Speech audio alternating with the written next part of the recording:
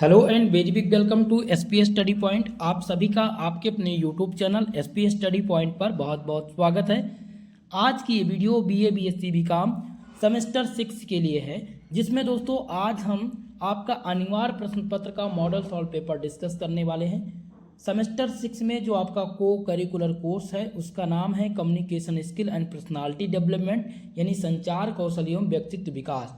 तो ये हमारा आज का तीसरा मॉडल सॉल्व पेपर है, जिनसे रिलेटेड प्रश्न आपके एग्जाम में पूछे जाने वाले हैं। मोस्ट इंपॉर्टेंट आज की ये क्लास होगी।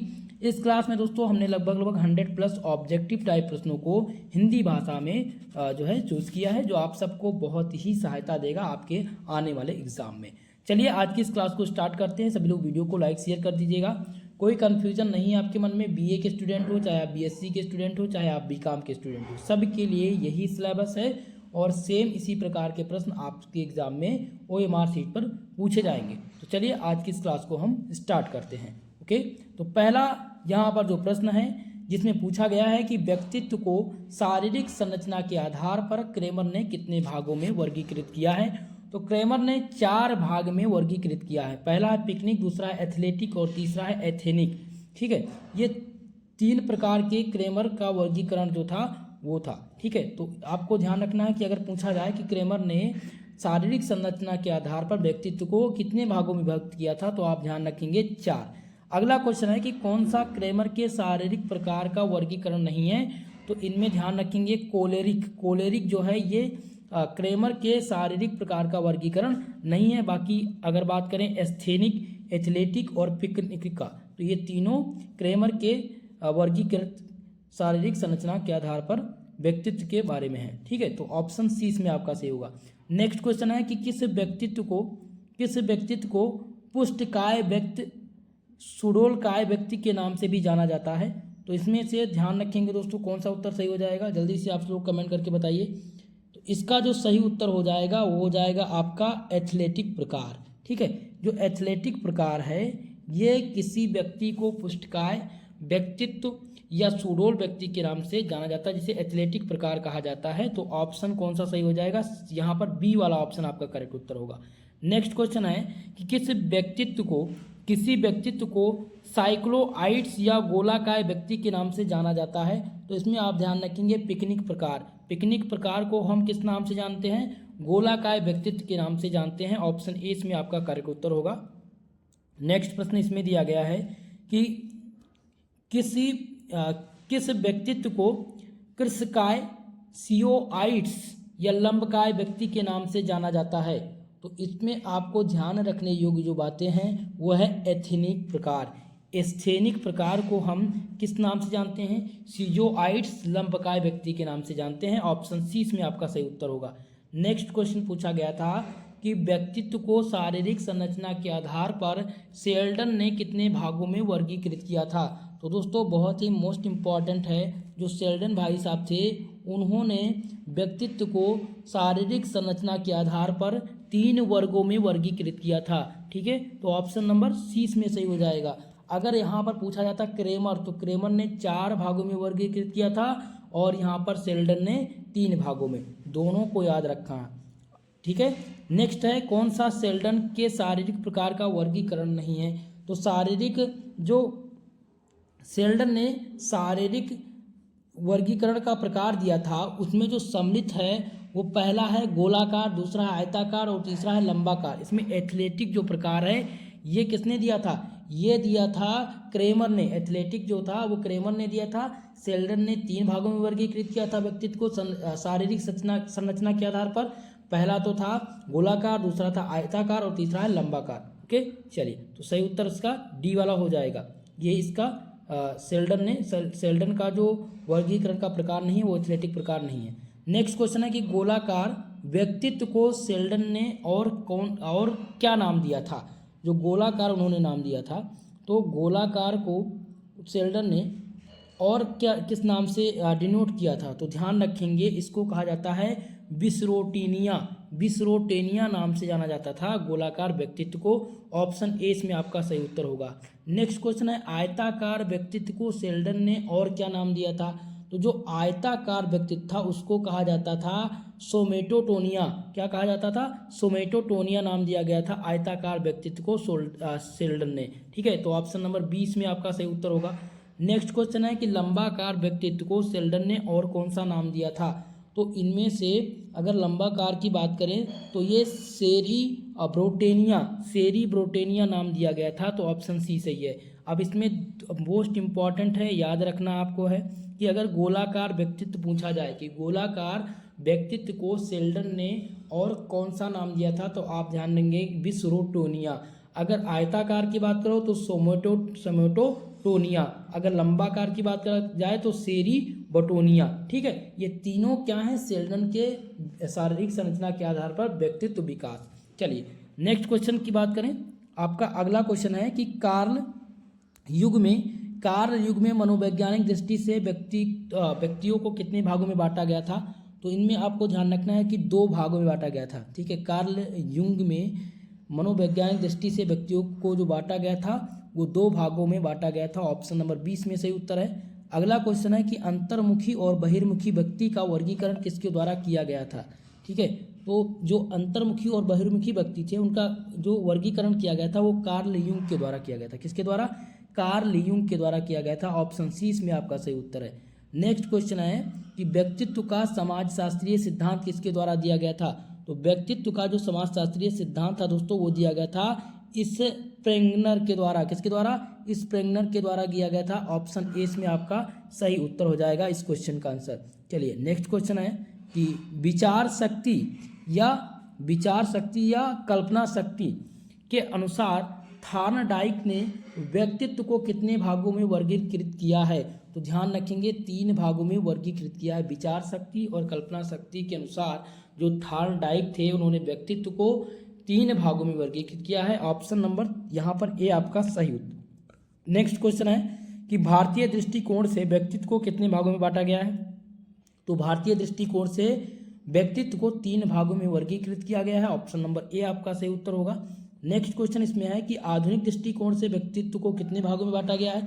तो आधुनिक दृष्टिकोण से व्यक्तित्व को 3 भागों में वर्गीकृत किया गया है। कितने भागों में? 3 भागों में।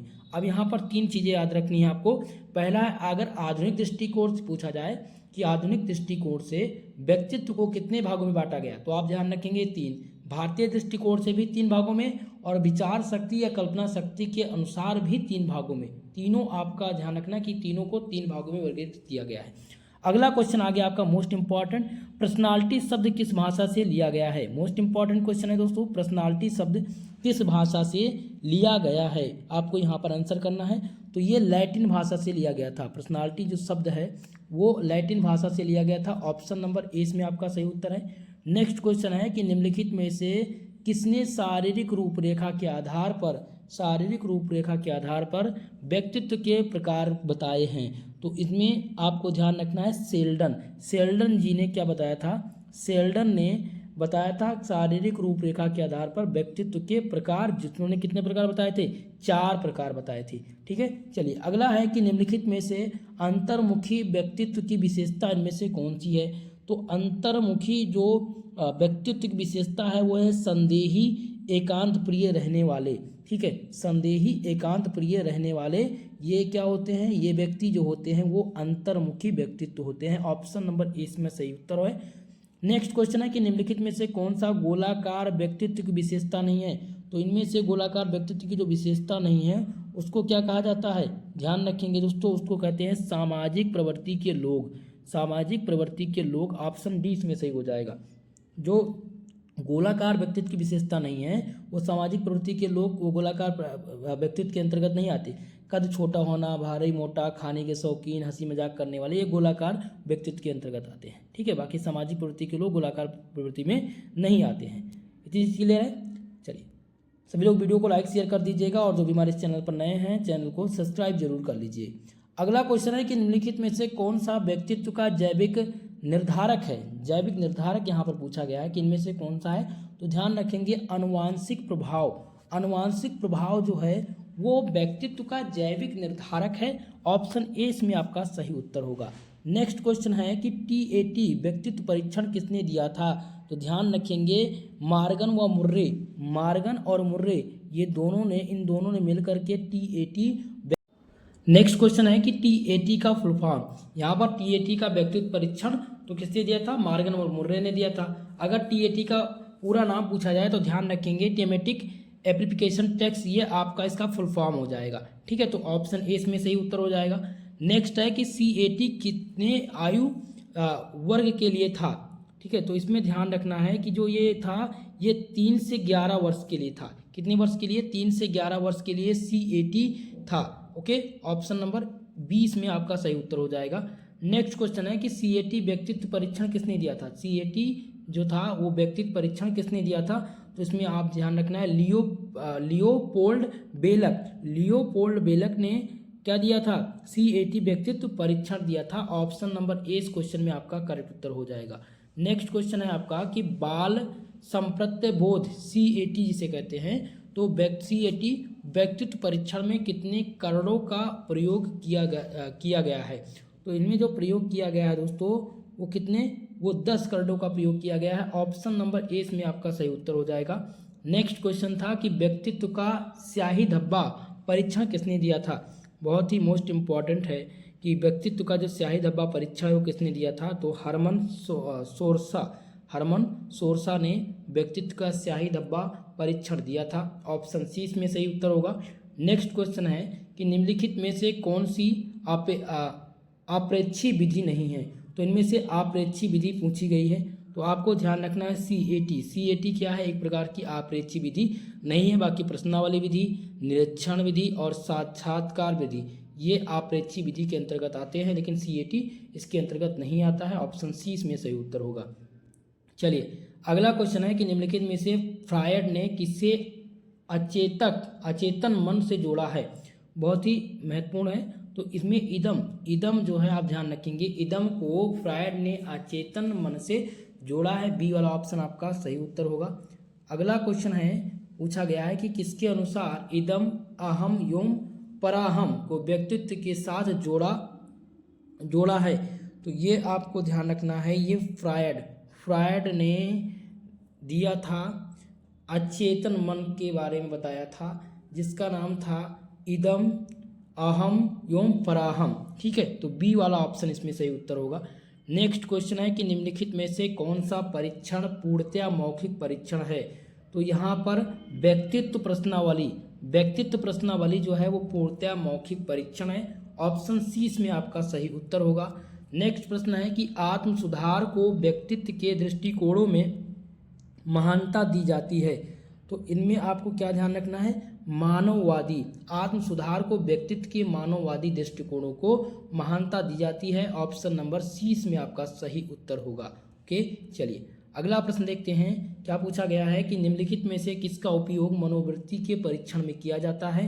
तो मनोवृत्ति की परीक्षण के लिए जिसका प्रयोग किया जाता है दोस्तों वो है किलर्ट स्केल का प्रयोग हम किसके लिए करते हैं, मनोवृत्ति की परीक्षण के लिए करते हैं। ऑप्शन डी इसमें आपका सही उत्तर होगा। नेक्स्ट क्वेश्चन है कि किस परीक्षण के संचालन के दौरान बच्चों को कहानी सुनाने के लिए कहा जाता है। तो मोस्ट इम्पॉर्टेंट है कि बाल अंतर्बोध परीक्षण, जिसको सीएटी कहते हैं। क्या कहा जाता है, बाल अंतर्बोध परीक्षण, जिसका नाम है संक्षिप्त नाम सीएटी। ठीक है, तो सीएटी के परीक्षण के संचालन के दौरान बच्चों को जो कहानी सुनाने के लिए कहा जाता है उसको क्या कहते हैं, वो बाल अंतर्बोध परीक्षण या सीएटी कहते हैं। ऑप्शन ए इसमें आपका सही उत्तर होगा।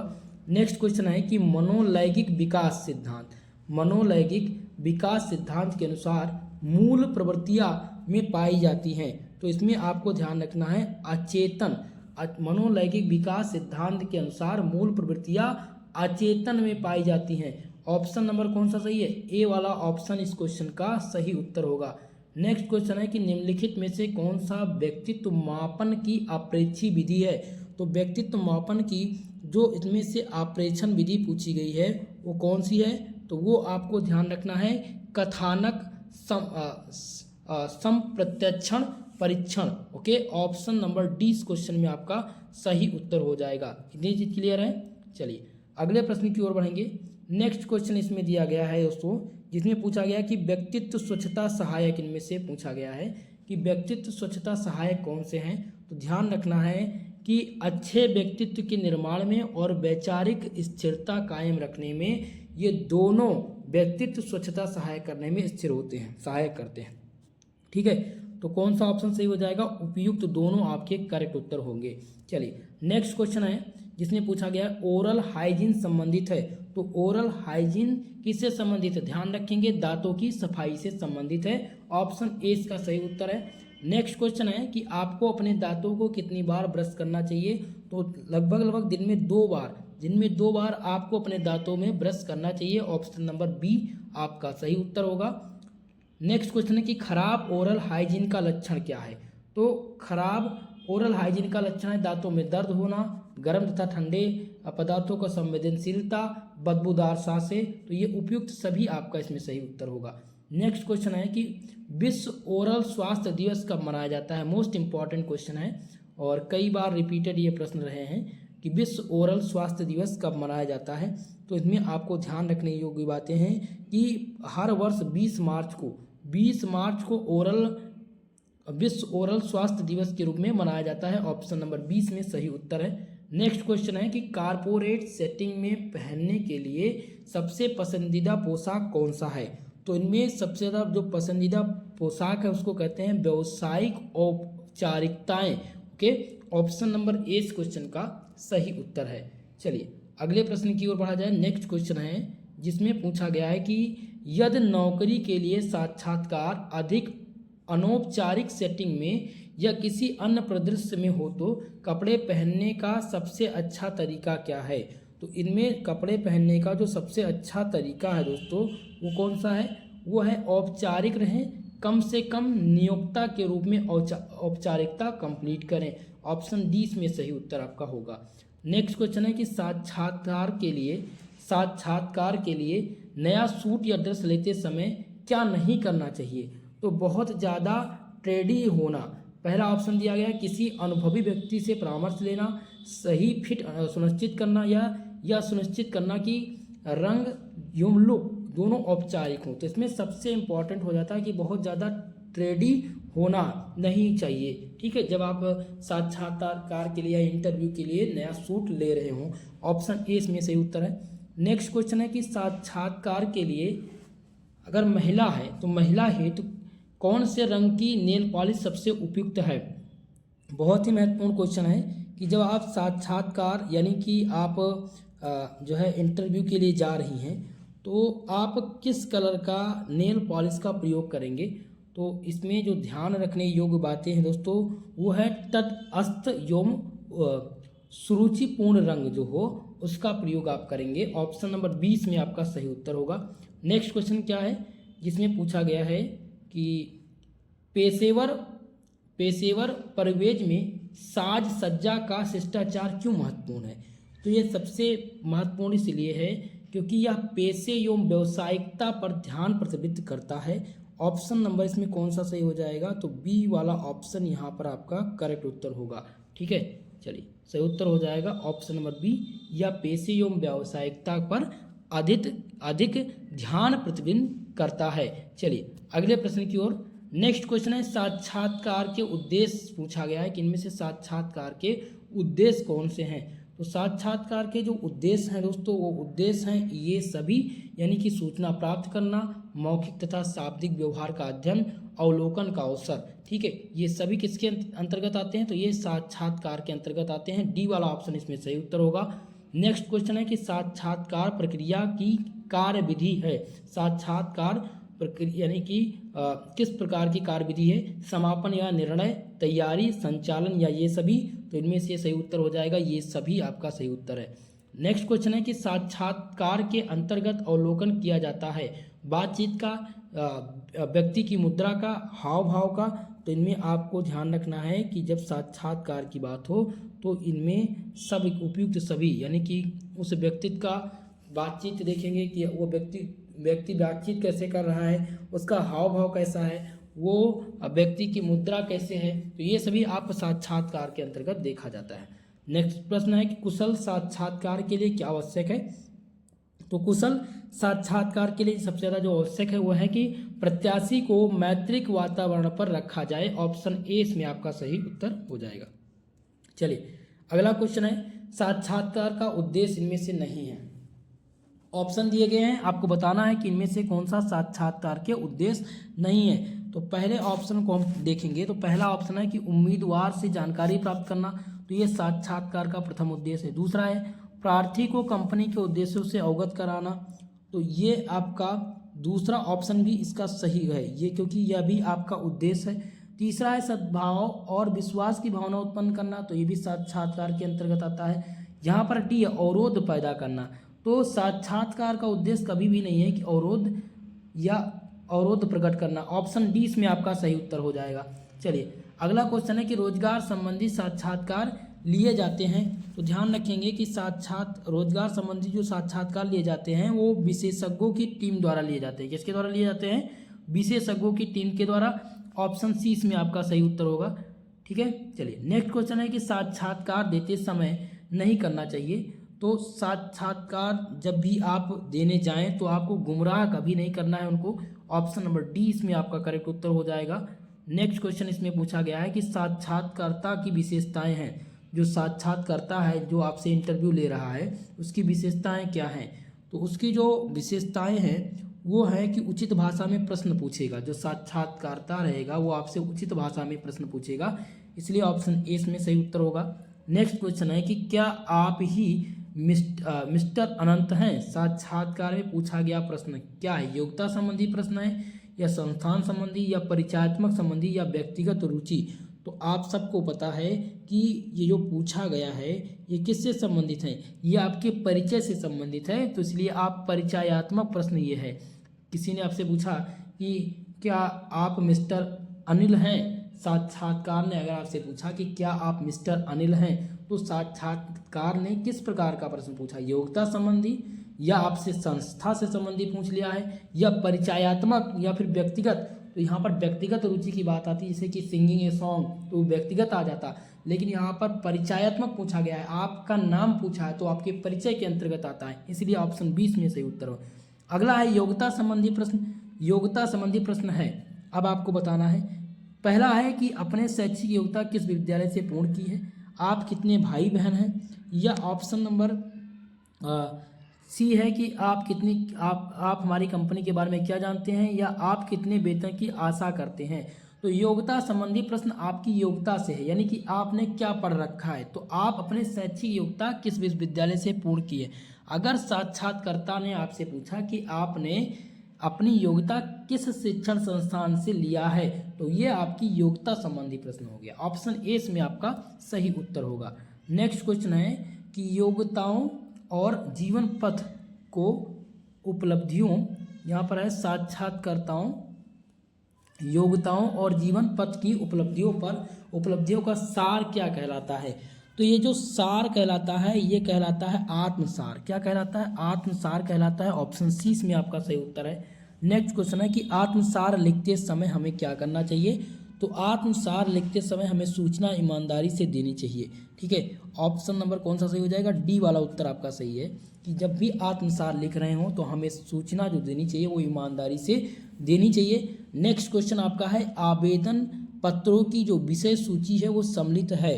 तो ये आवेदन पत्रों की विषय सूची जो सम्मिलित है वो शिक्षा और कार्य अनुभव में भी सम्मिलित है, प्रारंभिक अनुच्छेद में और समापन अनुच्छेद में भी सम्मिलित है, इसलिए ऑप्शन नंबर डी में आपका सही उत्तर हो जाएगा। नेक्स्ट क्वेश्चन है कि रोजगार उपलब्ध होने की सूचना प्रकाशित होने पर कौन सा आवेदन किया जाता है। बहुत ही महत्वपूर्ण है। तो याचिक प्रकार का आवेदन, रोजगार उपलब्ध होने की जो सूचना मिलती है प्रकाशित होती है तो हम जो आवेदन करते हैं वो याचिक आवेदन करते हैं। ऑप्शन नंबर 20 क्वेश्चन में करेक्ट उत्तर है। नेक्स्ट क्वेश्चन है दोस्तों कि मर्फी, क्वेश्चन दिया गया है कि मर्फी, हिल्डब्रांड तथा थॉमस ने आत्मसार की विशेष सामग्री को कितने भागों में वर्गीकृत किया है। तो इन्होंने 6 भागों में इसको वर्गीकृत किया है। ऑप्शन ए इसमें आपका सही उत्तर हो जाएगा। नेक्स्ट क्वेश्चन है कि बायोडाटा निम्नलिखित में से किसके माध्यम से भेजा जाता है। मोस्ट इंपॉर्टेंट प्रश्न है, चलिए जल्दी से आंसर कीजिएगा कि बायोडाटा निम्नलिखित में से किसके माध्यम से भेजा जाता है। तो इसमें हम बायोडाटा सभी के माध्यम से, हम मेल के माध्यम से भी भेज सकते हैं, ईमेल के माध्यम से, फैक्स के माध्यम से, तो इसलिए ऑप्शन डी इस पर टिक करेंगे, उपरोक्त सभी। अगला क्वेश्चन है कि सीबी शब्द किससे मिलकर के बना है। सीबी शब्द जो बना है वो लैटिन भाषा का शब्द है। सीबी शब्द किस भाषा का शब्द है, लैटिन भाषा का शब्द है। ऑप्शन सी इसमें आपका सही उत्तर होगा। अगला प्रश्न है कि निम्नलिखित में से कौन सा बायोडाटा का घटक नहीं है।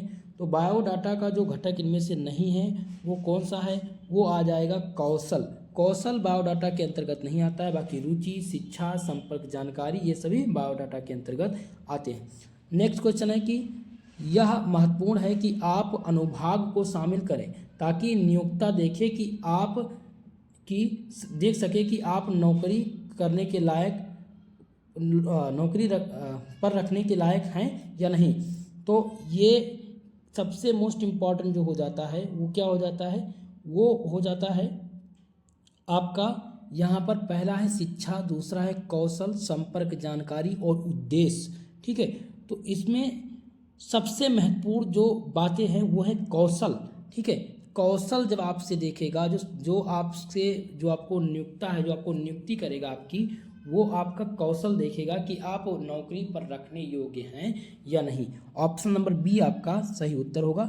बायोडाटा का उद्देश्य पूछा गया है कि बायोडाटा का उद्देश्य क्या है, तो ध्यान रखेंगे कौशल, अनुभव और उपलब्धियों के लिए स्व विज्ञापन, यही उद्देश्य है बायोडाटा का। ऑप्शन सी इसमें आपका सही उत्तर है। नेक्स्ट क्वेश्चन है कि निम्नलिखित में से क्या बायोडाटा में सम्मिलित नहीं किया जाना चाहिए।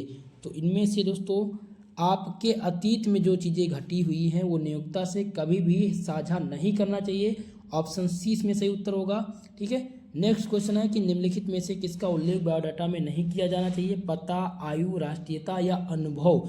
तो इनमें से बायोडाटा में जो नहीं उपयोग करना चाहिए वो है आपका नेशनलिटी, राष्ट्रीयता। ठीक है, ये बायोडाटा में नहीं दिया जाता। बाकी पता, आयु, अनुभव ये दिया जाएगा। ऑप्शन सी इसमें आपका सही उत्तर है। नेक्स्ट क्वेश्चन है कि निम्नलिखित में से क्या बायोडाटा का हिस्सा इनमें से नहीं है। तो धार्मिक अस्पष्टता, धार्मिक अस्पष्टता जो है ये बायोडाटा का हिस्सा नहीं है। चलिए, तो ऑप्शन ए सही है। नेक्स्ट क्वेश्चन इसमें दिया गया है जिसमें पूछा गया है कि निम्नलिखित में से कौन सा बायोडाटा का प्रारूप नहीं है। तो बायोडाटा का जो प्रारूप नहीं है वो कौन सा है, तो इसमें आपको जो ध्यान रखने योग्य बातें हैं, पहला तो आ जाता है कालानुक्रमिक, कालानुक्रमिक। ठीक है, दूसरा इसमें क्या है, दूसरा है पार्टफोलियो। तो ये पार्टफोलियो जो है वो बायोडाटा का प्रारूप नहीं है। बाकी कालानुक्रमिक, कार्यात्मक और संयोजन ये सभी किससे, बायोडाटा से संबंधित हैं। चलिए, इतनी चीज क्लियर है। नेक्स्ट प्रश्न आपका है कि बायोडाटा के किस भाग में आप अपनी द्वितीय भाषा योग्यता का उल्लेख करेंगे। शैक्षिक या कंडक्ट जानकारी, रोजगार इतिहास या अतिरिक्त सूचनाएं। तो जब आप अतिरिक्त सूचना बायोडाटा में दे रहे होंगे तब आप द्विभाषा योग्यता का उल्लेख करेंगे सीबी में। ओके, डी ऑप्शन यहाँ पर आपका सही हो जाएगा। नेक्स्ट क्वेश्चन है कि सीबी कितने पेज का होना चाहिए। तो सीबी कम से कम, अगर सीबी की बात करें तो कम से कम हम यहाँ पर कोई फ़र्क नहीं पड़ता, 1 पेज से स्टार्ट होती है और बहुत लोग 10 पेज की सीबी बना देते हैं। लेकिन मैक्सिमम की बात करें तो मैक्सिमम की संख्या नहीं, लेकिन लगभग 1 पेज तो जो होना चाहिए। तो यहाँ पर कोई फ़र्क नहीं पड़ता, आप टिक करेंगे कितने भी पेज की सीबी बन सकती है। ठीक है, चलें अगला क्वेश्चन देखिए। नेक्स्ट क्वेश्चन है कि आपके नाम और संपर्क विवरण के अलावा आपके सीबी का सबसे अधिक महत्वपूर्ण हिस्सा कौन सा है।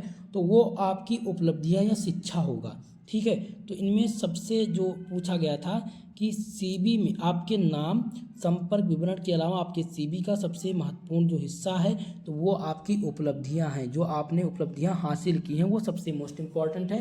तो बी वाला ऑप्शन यहाँ पर आपका सही आंसर होगा। नेक्स्ट क्वेश्चन है कि सीबी में हमेशा शामिल किया जाना चाहिए। तो सीबी में जो हमेशा शामिल किया जाता है वो अपने कौशल और अनुभव का संक्षिप्त परिचय दे, अपने कौशल और अनुभव का संक्षिप्त परिचय दे, ये शामिल होना चाहिए। ऑप्शन नंबर बी आपका सही उत्तर होगा। नेक्स्ट क्वेश्चन है सीबी में लिखी जानी चाहिए।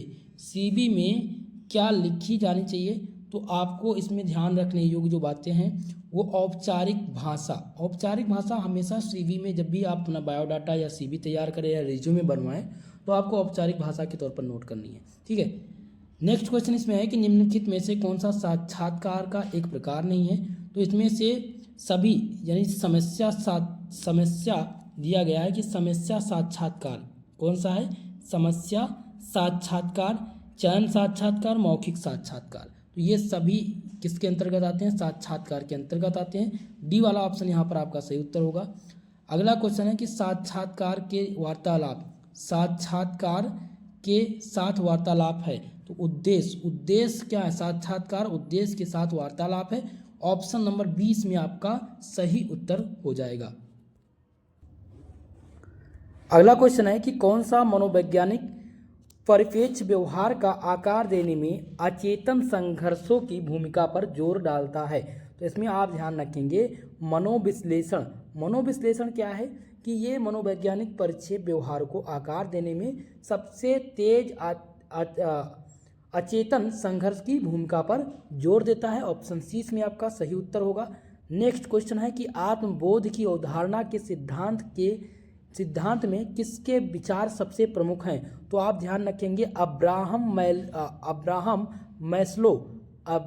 मैस्लो के जो सिद्धांत हैं वो सबसे प्रमुख हैं आत्मबोध की अवधारणा के लिए। ऑप्शन 20 में आपका सही उत्तर है। नेक्स्ट क्वेश्चन है दोस्तों कि वह दृष्टिकोण कौन सा है जो मानव व्यवहार की अंतर्निहित मानसिक प्रक्रियाओं की जांच करके समझने का प्रयास करता है? उसको क्या कहा जाता है? उसको दोस्तों कहा जाता है संज्ञानात्मक मनोविज्ञान। ऑप्शन नंबर सी में आपका सही उत्तर होगा। नेक्स्ट क्वेश्चन है कि अपने विचार एवं भावनाओं को दूसरों पर थोपने की प्रक्रिया क्या कहलाती है?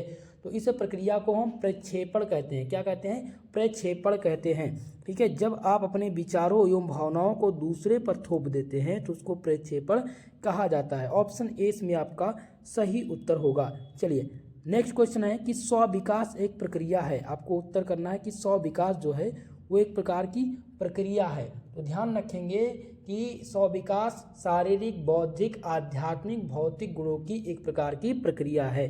ठीक है, कौन सा उत्तर करेंगे? ऑप्शन नंबर डी आपका इसमें सही उत्तर है।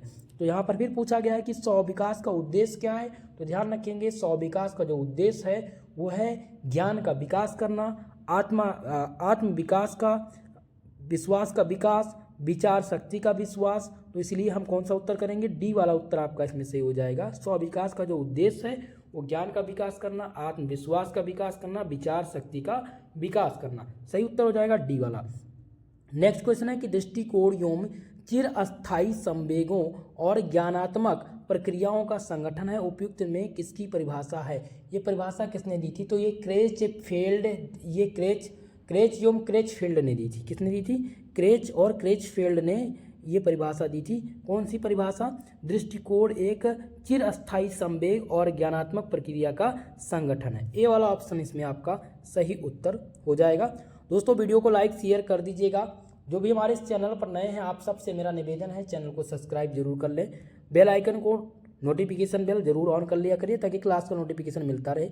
नेक्स्ट क्वेश्चन है कि दृष्टिकोण मनोवृत्ति में 3 तत्व कौन कौन से सम्मिलित हैं? तो इसमें से जो 3 तत्व हैं वो पहला है ज्ञान तत्व, भाव तत्व और क्रिया तत्व। ये 3 मनोवृत्ति के 3 प्रकार के तत्व हैं। ठीक है, तो पूछा गया था 3 तत्व कौन से हैं? तो पहला हो गया ज्ञान तत्व, भाव तत्व और क्रिया तत्व। तो इसलिए ऑप्शन डी इसमें आपका सही उत्तर होगा। उपयुक्त सभी ये मनोवृत्ति के तत्व हैं। अगला क्वेश्चन है कि जौहरी विंडो के तत्व हैं। जौहरी विंडो के इनमें से कौन से तत्व हैं? तो आप ध्यान रखेंगे कि आत्म, अज्ञान आत्म, खुला आत्म और छिपा आत्म, ये 3 सबसे मोस्ट इंपॉर्टेंट है जौहरी विंडो के तत्व।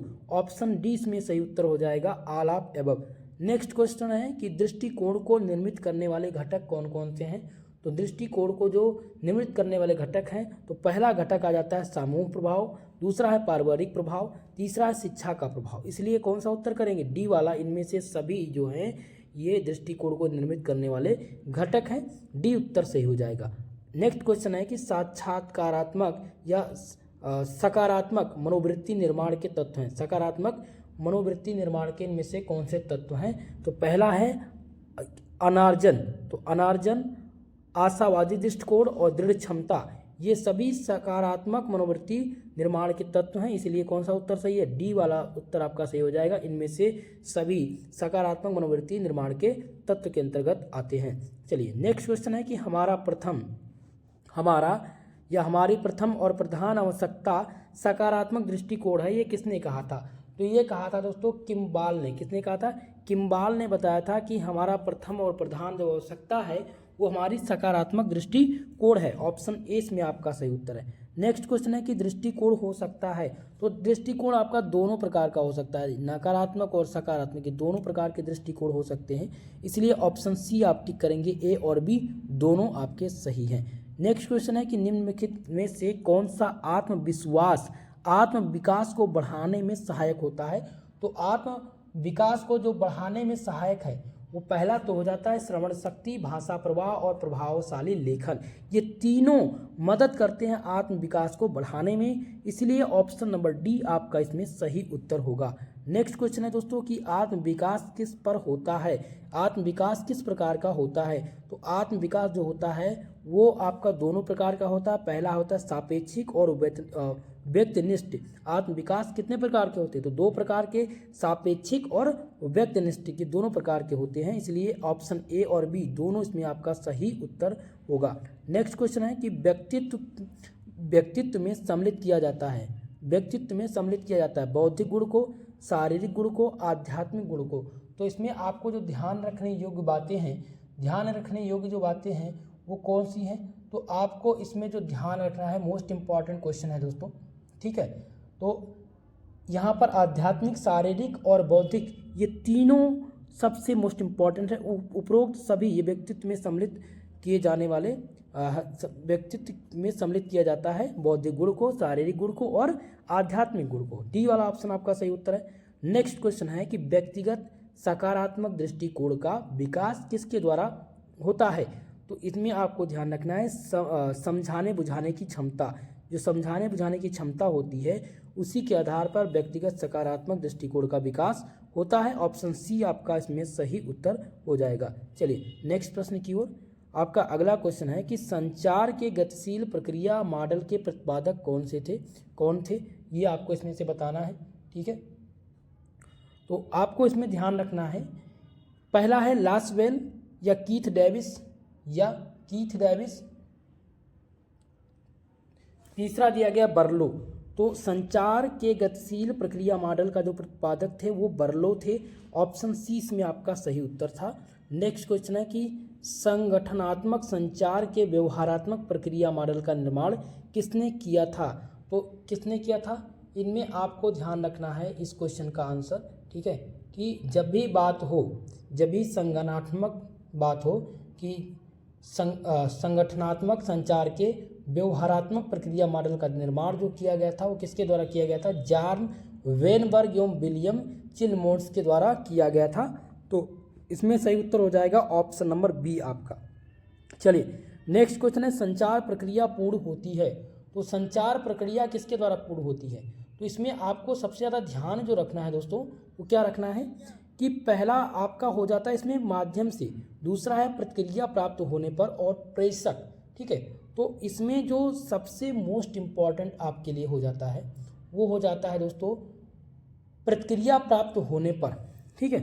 ऑप्शन नंबर कौन सा सही है, बी वाला ऑप्शन इसमें आपका करेक्ट उत्तर हो जाएगा। प्रतिक्रिया प्राप्त होने पर संचार प्रक्रिया पूर्ण हो जाती है, बी ऑप्शन इसमें करेक्ट उत्तर है। नेक्स्ट क्वेश्चन है कि अदृश्य संदेश को स्वरूप प्रदान करने के लिए उसे किया जाता है, तो इसको क्या किया जाता है, इसको डिकोड करते हैं। अदृश्य संदेश को जो स्वरूप प्रदान करने के लिए उसको हम क्या करते हैं, डिकोड करते हैं। ऑप्शन ए इसमें सही उत्तर होगा। नेक्स्ट क्वेश्चन इसमें है कि संदेश के परिक्षेप प्राप्त प्रक्रिया को क्या कहा जाता है। संदेश के परिप्रेक्ष्य में जो संदेश प्राप्त हो, संदेह आपके मन में है तो संदेह के परिप्रेक्ष्य में, ठीक है, जो प्राप्त प्रतिक्रिया है उसको क्या कहा जाता है, तो उसमें आपको ध्यान रखना है इसको क्या कहते हैं, तो इसको प्रतिपुष्टि कहते हैं। ऑप्शन सी इसमें आपका सही उत्तर है। नेक्स्ट क्वेश्चन चलते हैं। अगला प्रश्न है कि फिल्डर मॉडल संबंधित है, तो फिल्डर का मॉडल किससे संबंधित था, तो इसमें आपको ध्यान रखना है कि नेतृत्व से, फिल्डर मॉडल जो संबंधित था वो नेतृत्व से संबंधित था। ऑप्शन ए इसमें आपका सही उत्तर हो जाएगा। नेक्स्ट क्वेश्चन ध्यान दीजिएगा, आपका अगला क्वेश्चन इसमें क्या पूछा गया है कि प्रभावपूर्ण संदेश के 7 CS में सम्मिलित नहीं है, तो इनमें उत्तर आपका इसमें नहीं सम्मिलित है, ऑप्शन सी आपका सही उत्तर होगा। नेक्स्ट क्वेश्चन है कि प्रभावपूर्ण संचार के प्राइड प्रतिमान का प्रतिपादन किसके द्वारा किया गया था, तो दोस्तों ध्यान रखेंगे किसके द्वारा किया गया था, तो ये वृद्धमान एवं वर्धमान के द्वारा दिया गया था। किसके द्वारा? वर्धमान एवं वर्धमान द्वितीय। ऑप्शन नंबर सी इसमें आपका सही उत्तर है। चलिए अगला क्वेश्चन है कि 7C का प्रथम सिद्धांत क्या है। 7C का प्रथम सिद्धांत क्या है, तो इसका जो प्रथम सिद्धांत है वो है पूर्णता। ये संबंधित किससे? पूर्णता से संबंधित है प्रथम 7C। ओके चलिए नेक्स्ट क्वेश्चन है कि संदेश की पूर्णता के 5 W में से नहीं है, तो कब, कौन, कहाँ और किसे। तो ये 5 वर्ड में से संदेश की पूर्णता की जांच के लिए जो 5 वर्ड्स हैं वो कौन कौन से नहीं, तो किसे। यहाँ पर आपका जो सही उत्तर हो जाएगा किसे, ये संबंधित नहीं है। बाकी कब, कौन और कहाँ ये संबंधित है किससे? संदेश की पूर्णता के 5 वर्ड से। अगला प्रश्न क्या है कि प्रभाव संचार में आवश्यक तत्व पूछा गया है कि नहीं है।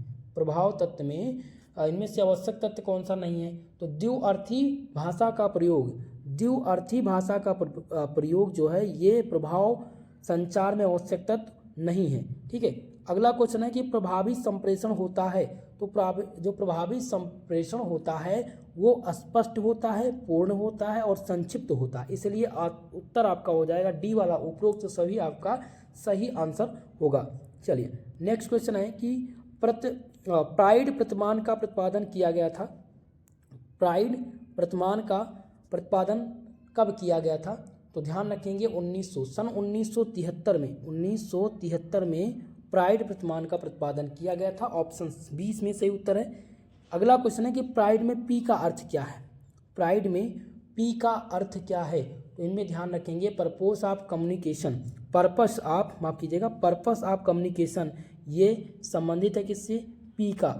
किसमें? Pride, PRIDE। प्राइड में पी शब्द का क्या मतलब है, तो पी शब्द का मतलब है purpose of communication.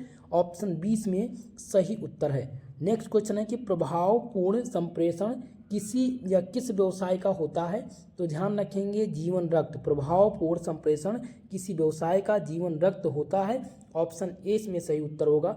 Next question है कि इनमें से कौन सा प्रभावपूर्ण संचार के 7C के साथ संबंधित नहीं है, तो आपको बताना है सही उत्तर। ठीक है तो चलिए पहला ऑप्शन है कि पहला है प्रभावपूर्ण संप्रेषण की सीमाएं, दूसरा है प्रभावपूर्ण संप्रेषण के सिद्धांत, प्रभावपूर्ण संप्रेषण का महत्व, और तीसरा है आपका डी ऑप्शन है संप्रेषण प्रतिमान। तो इसमें से सही उत्तर हो जाएगा डी वाला। संप्रेषण जो प्रतिमान है वो 7C से संबंधित है। ठीक है इनमें से कौन सा प्रभावपूर्ण संचार के 7C से संबंधित है, तो संप्रेषण प्रतिमान संबंधित है। ऑप्शन डी इसमें सही उत्तर होगा। चलिए अगला क्वेश्चन है कि संप्रेषण के 4 S हैं, जो संप्रेषण के 4 S हैं वो कौन कौन से हैं, तो इसमें ध्यान रखना है। पहला है संक्षिप्तता, दूसरा है साधारण, तीसरा है शक्ति और चौथा है निष्ठावान। तो ऑप्शन ए इसमें आपका सही उत्तर हो जाएगा। यही आपके संप्रेषण के 4 S हैं, संक्षिप्त, साधारण और शक्ति, निष्ठावान। ओके चलिए ए ऑप्शन इसमें सही उत्तर है। नेक्स्ट क्वेश्चन है कि जब प्रेषक द्वारा प्रेषित संदेश अपने मूल रूप से प्राप्तकर्ता तक नहीं पहुंचा पाता, तो इस प्रकार का संदेश क्या कहलाता है, तो इस प्रकार के संदेश को हम भ्रमित संचार कहते हैं। क्या कहा जाता है? भ्रमित संचार। ऑप्शन सी इसमें आपका सही उत्तर है। चलिए अगला क्वेश्चन है कि संचार अवरोध की परिस्थिति, इसमें पूछा गया है कि संचार अवरोध की परिस्थितियां हैं पूर्वाग्रह, दूसरा क्या दिया गया है, दूसरा है शब्द भंडार की कमी, मन स्थिति या उपयुक्त सभी। तो सही उत्तर हो जाएगा उपयुक्त सभी आपका। ठीक है चलिए शोर निम्नलिखित में से कौन सा अवरोध है, तो शोर किसके अंतर्गत आता है, ये भौतिक मनोवैज्ञानिक दोनों प्रकार के अंतर्गत आता है। ऑप्शन 20 में आपका सही उत्तर है। चलिए अगला क्वेश्चन है कि व्यवहार और दृष्टिकोण किस अवरोध का उदाहरण है, तो ध्यान रखेंगे कि ये ज्ञानात्मक अवरोध के उदाहरण है। ऑप्शन सी में आपका सही उत्तर है। व्यवहार और दृष्टिकोण जो हैं वो आपके दृष्टिकोण से संबंधित अवरोध है।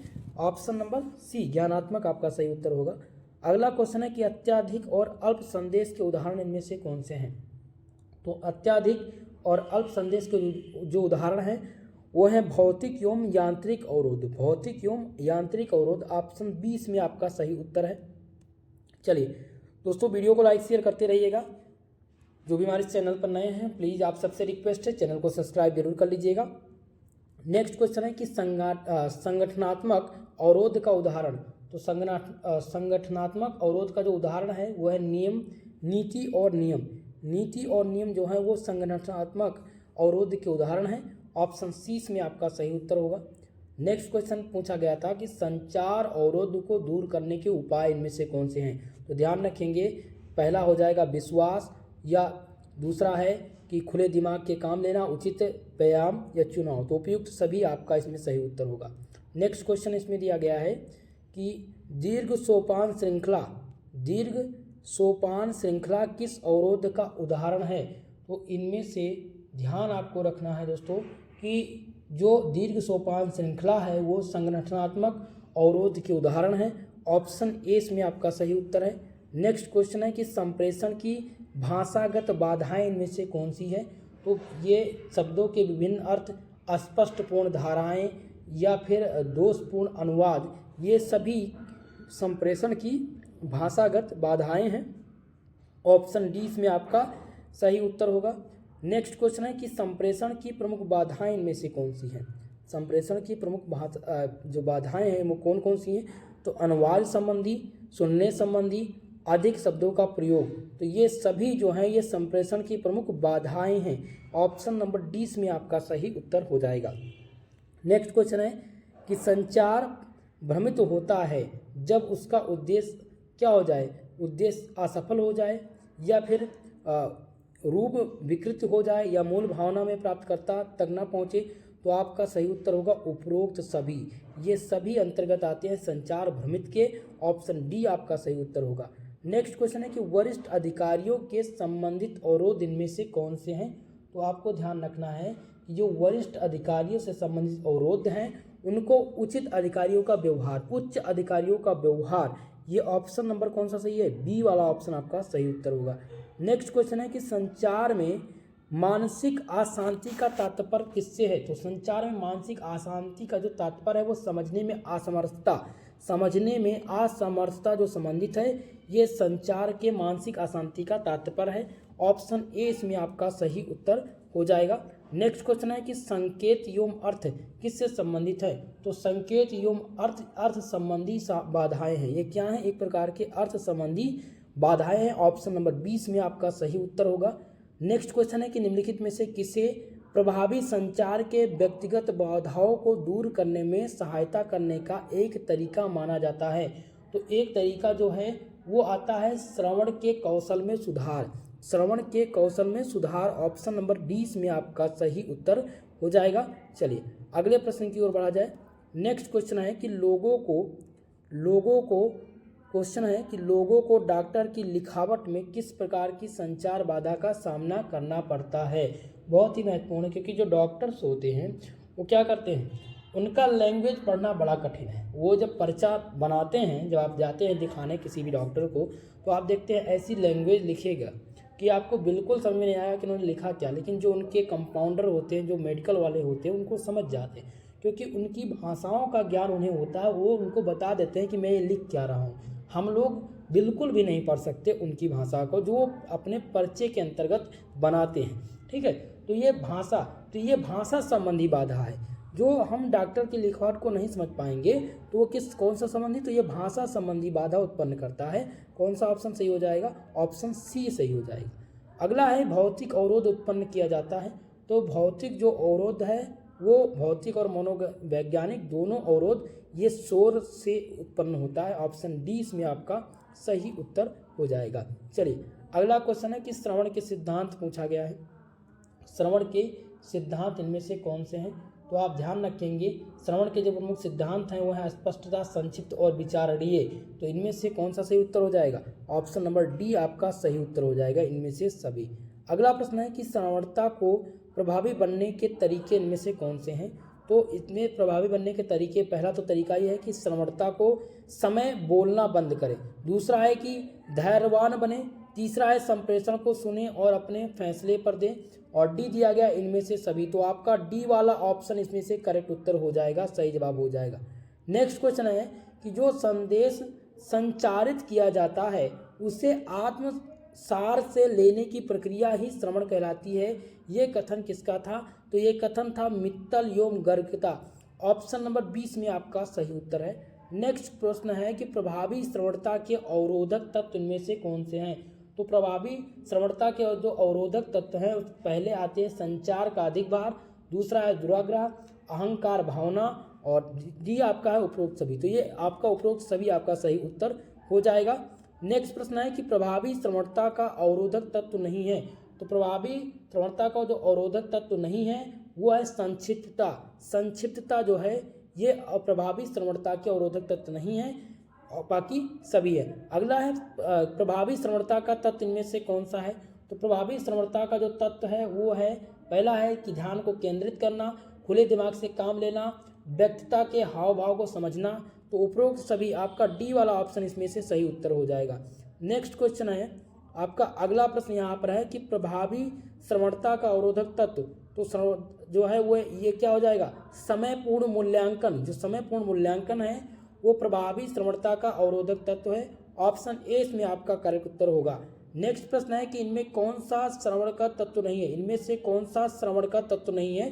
तो अनुमान लगाना, आपका डी वाला ऑप्शन सही हो जाएगा। अनुमान लगाना जो है वो किसके अंतर्गत आता है। तो ये अंतर्गत आता है, श्रवण के तत्व के अंतर्गत नहीं है। सुनना, निस्पंदन, व्याख्या करना ये श्रवण का तत्व है, लेकिन अनुमान लगाना तत्व नहीं है।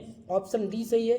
अगला क्वेश्चन है कि इनमें से कौन सा श्रवण प्रक्रिया का एक चरण नहीं है। मोस्ट इंपॉर्टेंट है, तो ध्यान रखेंगे दोस्तों कि गलत व्याख्या करना, गलत व्याख्या करना ये श्रवण प्रक्रिया का एक प्रकार का चरण नहीं है। नेक्स्ट क्वेश्चन इसमें है कि इनमें से कौन सा श्रवण की प्रक्रिया का पहला चरण। तो श्रवण की प्रक्रिया का पहला चरण पूछा गया है।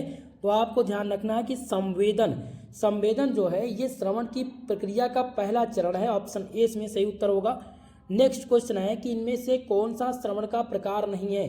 तो संगीत श्रवण, ध्यान रखेंगे संगीत श्रवण जो है ये श्रवण का प्रकार नहीं है। बाकी सक्रिय श्रवण, व्यापक श्रवण और भेदपूर्ण श्रवण ये श्रवण के प्रकार से संबंधित है।